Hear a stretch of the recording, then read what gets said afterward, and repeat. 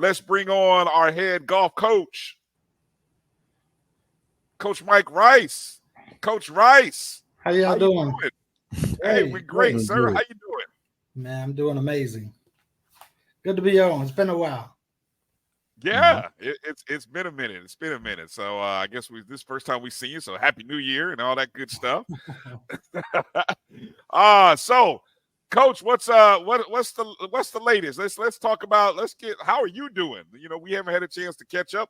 What's kind of like the off season? Well, obviously you're in season. You started it, but what was the off season? The period between the Bridgestone Invitational in November and the first meet this past weekend. What was that time period like for you and the guys? That was a time to relax and enjoy before this semester begins. And look, we've been on the road already, starting out 2 weeks in a row. We leave again this weekend, and then we're going to spend spring break in Jacksonville, kind of still working on some things, trying to get better, and then hit the road again the following week. So the winter break gives me a little time to take a little break before we start the push, obviously, for a SWAC championship. That's our goal, and right now that's what we're concentrating on. That Bridgestone Invitational, if I'm not mistaken, that even came with that opportunity to work with Tiger Woods. You and a couple other guys, Jean-Pierre, got a chance to but talk a little bit about that experience and what it was like for you and even those other players to get that opportunity to meet and get a few tips. I mean, we had Jean-Pierre on this show, and Patrick was like really some great stuff in talking about that experience with Tiger. Yeah, he's a special young guy. We're gonna miss him next year. Obviously, y'all got a chance to talk with him and pick his brain a little bit. We're definitely gonna miss him. He's been our captain for the last 3 years and been a big part of our success. But talking about that whole experience. I mean, that's not something that those guys could dream up. That is Golf Now's idol, and to get a chance to spend some time with him and get a chance to talk to him and him to go through and give them advice while they're hitting balls that's an experience they'll never forget. When we found out, I wish we would have kept it a secret. They knew about it. I think it would have been even more special if they didn't know why they were going. But again, something they'll never forget. And we were fortunate to be the team that was picked to go down there, and we have a little something coming out a little later in the semester where you'll see where some they've been following us throughout the year to kind of showcase the FAMU golf team. So that was a little something that went along with what you'll see later on in the year. Okay. Kelvin, go ahead. Coach, I want to congratulate you on your team winning, and then you had an individual winner at your most recent competition. Talk about the competition last week versus this week. We got off to a slow start last week, the first day, and then we really rallied and had a really good second day, and then this tournament we were more consistent day one and maintained it to day two. But just kind of talk about the progression of the last 2 weeks. I think we're still trying to figure ourselves out a little bit. We're getting better. We're working hard. Looking at and look similar golf courses to what we played. You just kind of saw first day, at the Hall of Fame, which was Eastern Kentucky's event. We just kind of struggled. Honestly, we just didn't play well. One of the things that we talked about, and we've been talking about really all year, is trying to keep the big numbers off the scorecard. And what you saw that last day was we kept the big numbers off the scorecard. And when you do that, we got a chance to play with anybody.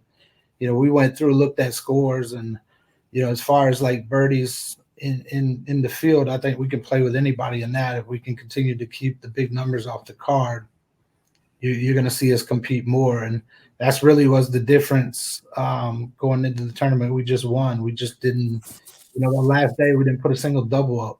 And that's what we've been talking about. As long as we can keep the big numbers off the card, I feel like, with the talent that we have, that we can compete with anybody. And, as you saw with Marcus Taylor, who, might be one of the most talented guys we've ever had on this campus, who's starting to realize how good he could be, and played very well the last 2 weeks, but really to play. And not only, the guy went out in the playoff, and for such a young guy to be so cool and calm in the playoff, I was impressed with that more than anything. He felt like he had won, before the playoff even happened. And, we're excited to see where he's going to go, because this might be, what trampolines him to the next level, because the kid is different. And I think this might be what takes him there. Go ahead, Marcus. Oh, Coach, thanks for joining us this evening. But I had a question, and I know, and I'm just making a parallel with other sports, especially within our conference, that typically there's like a preseason, I don't know, favorite. And I'm not a golf aficionado. I don't know if the SWAC does that, and who would, I guess, in terms of the outlook of the biggest competition that FAMU has in terms of bringing home the trophy. They do not have preseason favorites. Everything we do is on rankings, and to be quite frank, a lot of those rankings are skewed because a lot of it is what tournaments can you get in. So it doesn't necessarily mean the best player is the lowest ranked. Sometimes it's who can get into the bigger tournaments than playing wise. The conference is pretty. It's open. I really think. I don't want to name a few teams. I think. I feel like we have a team that if we play the way we're capable of playing, I think we can take care of business. And that's really what we're focused on. We're not worried about what the rest of the conference is doing.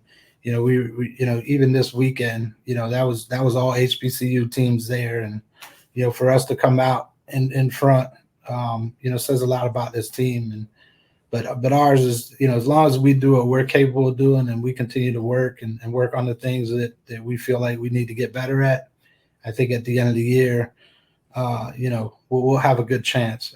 I think in previous years, I think maybe we kind of looked at that more than we probably should have. Who do we have to beat? This is who we're concentrating on. This year, it's, look, let's take care of us. And as long as we're doing the things to get better, I think we have a great chance, no matter who's playing well or not. We got a pretty good team. Okay, thank you. Yep. Coach, one of the questions that we got, we put it out there to folks to kind of see if they had any questions, and I think you may have touched on this in the last time we talked, but I'll ask anyway. From at 91_smoke asks, can you ask Coach Rice about the significance of placing the putting range on campus? Kelvin can probably can chime in on this a little bit too, as he was part of our initial thought process of having that happen. I wouldn't necessarily call it strategic. We started down there with a practice facility probably, how long ago is that, Kelvin? 7-8 years ago now?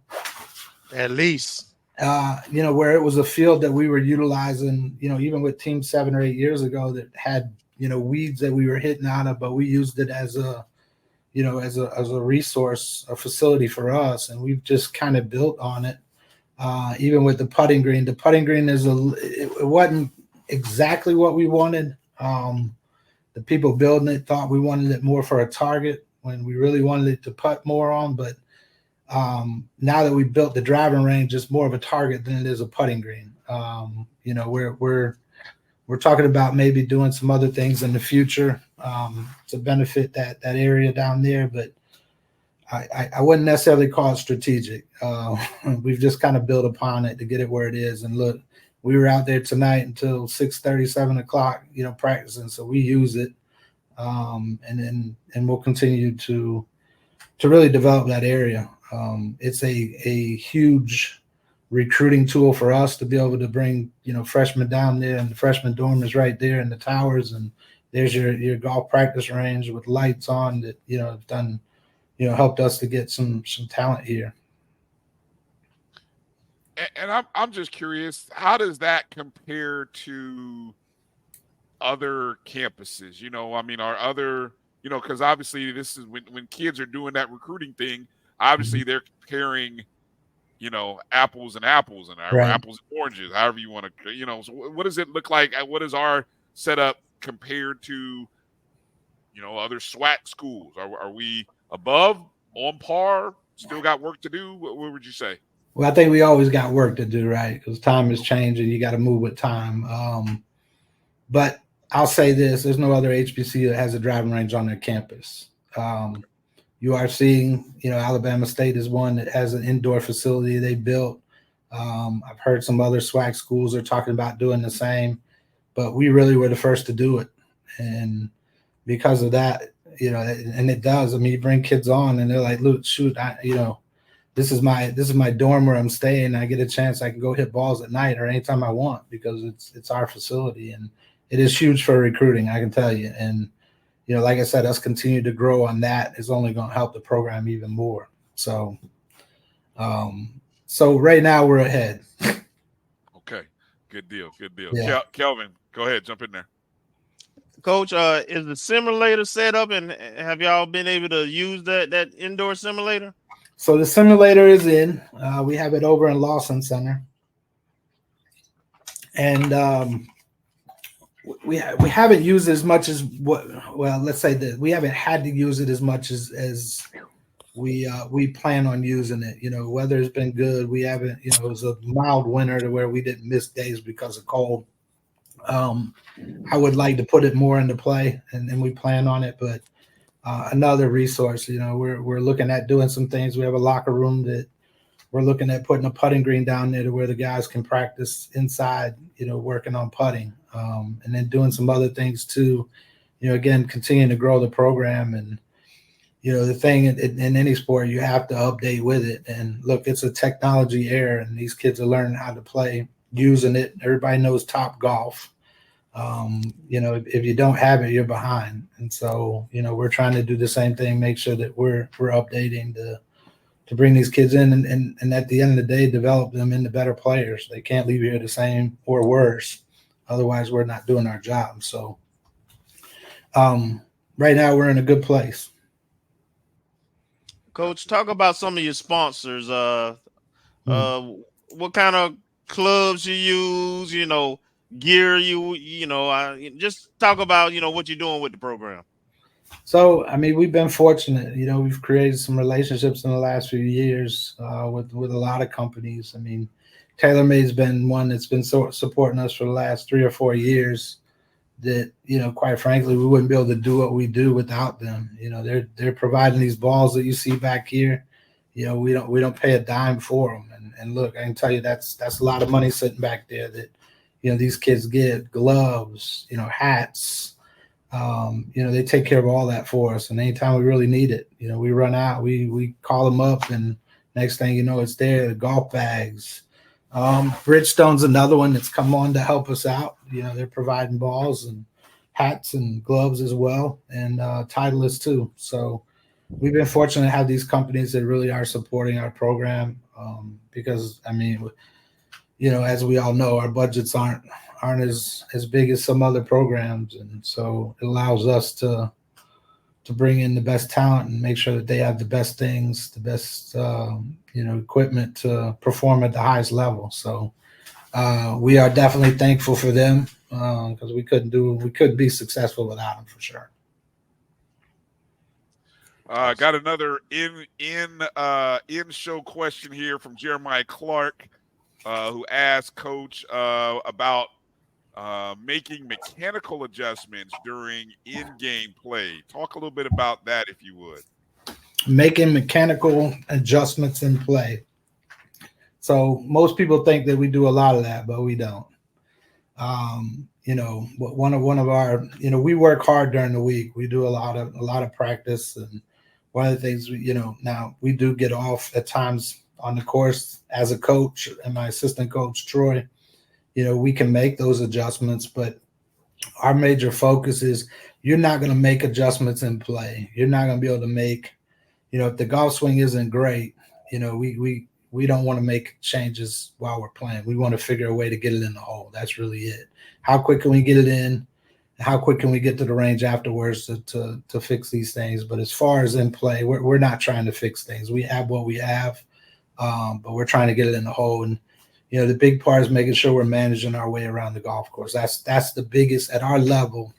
If you can manage your way around the golf course, you're going to beat most of the field. It's really not, talent for talent. It's who can manage their way around it. If you're fighting your golf swing and trying to figure out how to fix it, and you're looking for the coach to do that, we're in trouble. So it's really, let's get the work in, let's practice, let's get things right. If it isn't right when we play, then we go back to practicing. But you got to play with what you have that day. True that. Marcus, you got another question there for Coach? I do, and Coach, I wanted to ask, in terms of, I guess it's like a two-part question.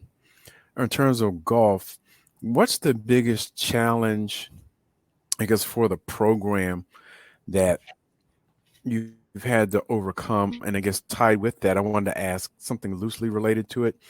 With some of the travails and advent of other things that have happened in other collegiate sports, such as NIL, the transfer portal, how prevalent is that within golf programs as compared to other sports programs?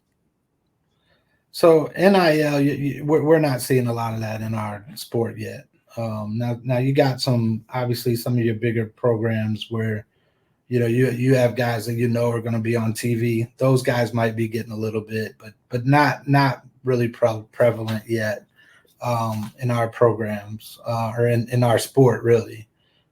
So I don't see that. The transfer portal, I think, is a thing for every sport. Doesn't matter where you're at. I mean, we've had programs. I mean, I've known coaches that have gone to new programs. They have done very well to make their teams better just off the portal alone. It's possible. It's a little different for us in the HBCU level because, I mean, first of all, our pool of players is a lot smaller than a PWI, and so looking at the portal, it's the same thing. You're not going to find a lot of, what we're recruiting in there. So, I mean, obviously, we're always looking. Last year, I had 3 guys transfer out that went somewhere else. So that's the first time I've ever really had to use the portal. But fortunately,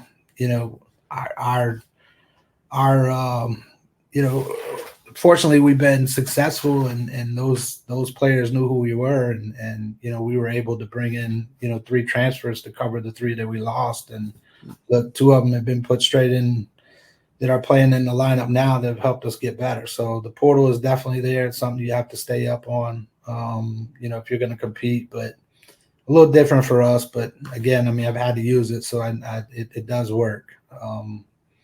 Yeah.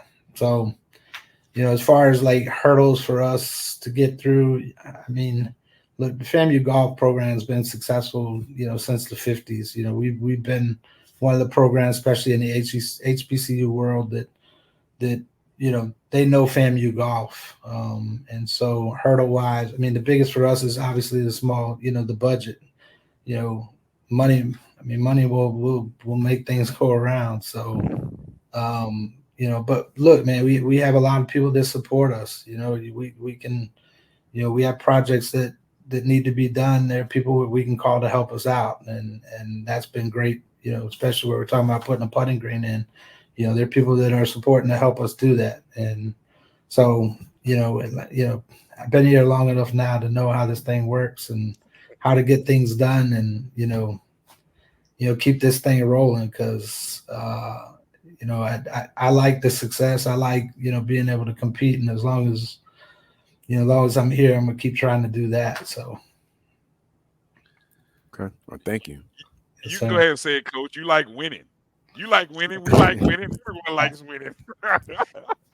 We do like winning, but we like winning the right way too, and I think that's important. You giving up, things that I think are right to win. I can't do that. I want to do it the right way and represent this university in the right way. So, winning's nice though.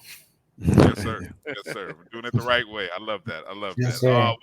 One more question from the chat room. Miss Kenya asked the question about what's the prospects about women's golf. I mean, we know that there's a need to increase sports at our campus. We know women's sports needs to get increased in our program. What's your thoughts there, and have any whatever you can share with us? Any thoughts and discussions about this subject? It's in discussions. We'll say that. I totally agree. And we've talked about it for years on how to add it. It's not do we know there's something that we need? Yes. We got to find a way to make that happen. We've lost a lot of talent at FAMU over the years, women golfers to other HBCUs that would have loved to be here. So I don't think it would be hard to compete quick. I think it'd be easy to recruit young women to this university. Again, it's a conversation that we're having. We gotta find a way to make these things happen. Again, look, money makes things happen. Yeah. So we need Rattler Nation to give money is what we need. All right, there it is. There it is, Coach. Put the challenge out there to us, Coach. Yeah. We can handle it. Exactly. What do we need? What do we need? What does that look like? That's a good question. Obviously, you're talking scholarships and budget, and those that's what makes it happen, as y'all know. I mean, if we can find a way to budget it, I think it wouldn't be a hard yes to say. How many players on the women's side? Is it the same as the men scholarship wise? No, women are 6, men are 4.5. Okay. So it is a little different. All right. Okay. All right, Coach. Let's see. This upcoming weekend, again, we are. I got the schedule pulled up. It's the Daytona Beach Intercollegiate. I guess Stetson the host on that. Correct. Stetson will be hosting. Okay, and that's Monday on March 4th. So it's just a one day. I know usually sometimes you guys play like a Monday. Okay, so Monday and Tuesday. Right. We'll play 36 Monday and 18 on Tuesday. So that 54 holes was correct. All right. So again, 54. If you want to make a nice donation, go to the Rattler Athletic Fund. We'll put the QR code up a little bit later. $54. That'll be a nice number to donate to the FAMU golf program. Or, hey, it always helps. 1887. Tournament champion golf program. Tournament champion. Just won a tournament. Exactly. Just won that battle. That's the second of the year, which is good. We won one last semester. Yeah. And then second one, obviously, our goal is at the end. We're focused on SWAC. So that's the goal at the end of the year. Amen. All right, Coach. Any other shout outs, any other information you want to share with us before we wrap up our time with you tonight? No, just again, keep an eye out for the golf team. I think you're going to see some special stuff at the end of the year, and again, keep supporting Rattler Nation because we definitely need y'all. You got any merchandise for sale? You see some back here, right? What you selling back there, Coach? How do we get a hold of some of that merch? Come on now, you're holding out on us. We got a little extra here and there. I'll get with you, Coach. All right. I've been hearing that every week we talk to a coach. I ain't got no gear yet. I got to make a trip to Tallahassee. Kelvin, I'm just going to come to your house because I've been all the gears at Kelvin's house. I'm just come by Kelvin's house. I'm going to go shopping at Kelvin's house. Everybody knows Kelvin's the best dressed FAMU and around, period. Hey, didn't you get a gel and glaze hat? I that's why I said I got to come to Tallahassee for it. So here it is. All right. Hey, Coach, good luck. I appreciate you coming on. Good luck the rest of the season. I know we'll check in. And, as always, anytime you got something you want us to promote, all you got to do is let Kelvin know or hit us up, and we'll do what we need to do to help support it and push that forward for you, okay? Yes, sir. Thank you so much. Appreciate y'all having me on. Well, yes, let me just say real quick, thank you, Coach. You appreciate it. Rattler Nation appreciate it. I appreciate you for all you do for our program, man, your commitment to it and keeping up those standards in a high level, man. So anything we can do, we will continue to promote on this platform. Well, I appreciate that. Thank y'all so much. Yeah. Yes, sir. All right. Thank you, Coach. Ladies and Yes, sir. gentlemen, Coach Mike Rice, appreciate you. Yes, sir.